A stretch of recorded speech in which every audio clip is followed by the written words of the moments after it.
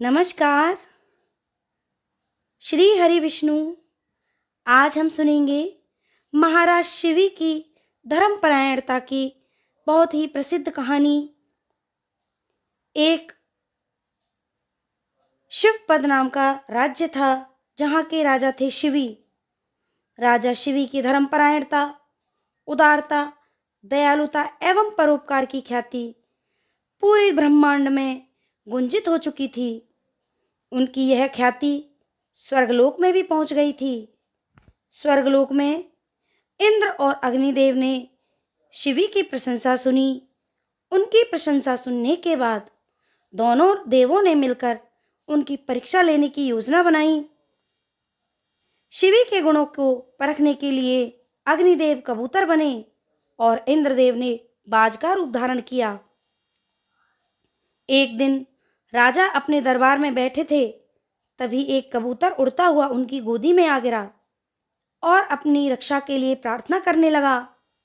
कबूतर ने कहा, महाराज, आपकी उदारता और शरणागत पर दया की चर्चा पशु पक्षियों तक में होती है।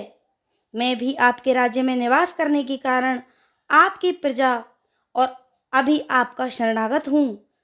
कृपया मेरी रक्षा करें।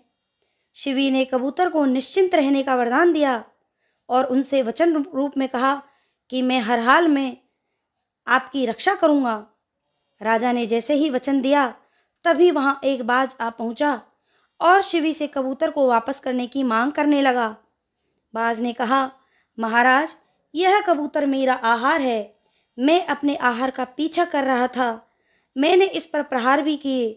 आप मुझे मेरा आहार वापस करें, आपकी बड़ी कृपा होगी। राजा शिवी ने कहा, बाज, यह तुम्हारा आहार रहा होगा, किंतु अभी यह मेरा शरणागत है और मैंने इसको प्राणों की रक्षा करने का वचन दिया है, इसलिए मैं अपना वचन भंग नहीं कर सकता। बाज ने कहा, महाराज, मैं भी आपके राज्य का रहने वाला पक्षी हूँ। विधाता ने मुझे शिकार करके अपना पेट भरने की व्यवस्था दी है। अगर आप कबूतर वापस नहीं करेंगे तो आपको मुझे भूखा रखने का पाप लगेगा। जो राजा अपनी प्रजा को किसी कारण कष्ट देता है या उसके आहार का हरण करता है, उस राजा पर से देवों की कृपा समाप्त हो जाती है। उसकी प्रजा को इसका दंड भोगना पड़ता है। आप यह पाप ना करें। शिवी ने कहा, तुम्हारी बातें सत्य हैं, किंतु मैं वचनबद्ध हूँ। शरणागत का अतीत मुझे ज्ञात नहीं था, इसलिए मैंने इसकी रक्षा का भार लिया है। इसके बदले मैं तुम्हें अन्य मांस का प्रबंध करा सकता हूँ। बाज बोला, आप न्यायप्रिय हैं। मैं आहार प्राप्ति में स्वयं समर्थ हूँ। इसका प्रमाण आपकी गोद में बैठा हुआ कबूतर है। जो राजा अपनी प्रजा को आलसी और राजकीयता पर आधारित बनाता है, वह राजा न्यायप्रिय नहीं। राजकोष आपकी व्यक्तिगत संपत्ति नहीं, प्रजा का अधिकार है। बाज की तर्कपूर्ण बातों से राजा शिवी निरुत्तर होने लगे। उन्होंने कहा, बाज, राजकोष मेरी संपत्ति नहीं, किंतु प्रजा कल्याण में प्रयोग का अधिकार है। कबूतर मेरी प्रजा है, उसके कल्याण के लिए प्रयोग का अधिकार मुझे है। बाज और शिवी में तर्क वितर्क चलता रहा। राजा शिवी बाज के तर्कों के आगे झुक गए और उन्होंने बाज से ही रास्ता बताने का अनुरोध किया।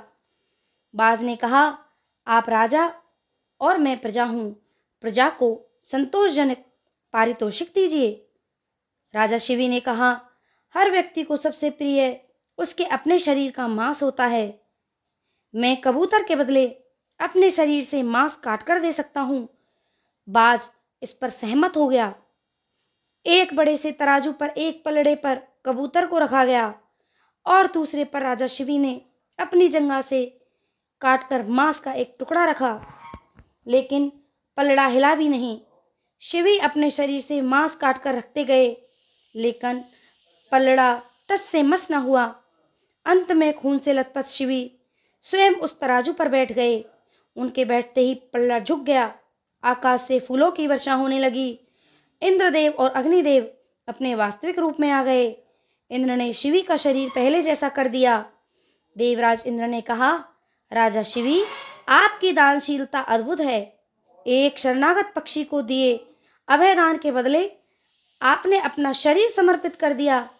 आपकी कीर्ति संसार में तब तक बनी रहेगी जब तक यह पृथ्वी और आकाश अपने स्थान पर हैं। अग्निदेव ने वर दिया, मेरी प्रचंडता ना आपको विचलित करेगी और ना आपका कभी अहित करेगी।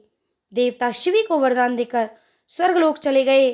अपने वचन पर अड़े रहने और दूसरों के प्रति दया प्रदर्शित करने की भावना से इंसान देवताओं को भी वशीभूत कर सकते हैं। तो ये है अत्यंत ही परोपकारी एवं धर्मात्मा राजा शिवी की कहानी। श्री हरि विष्णु।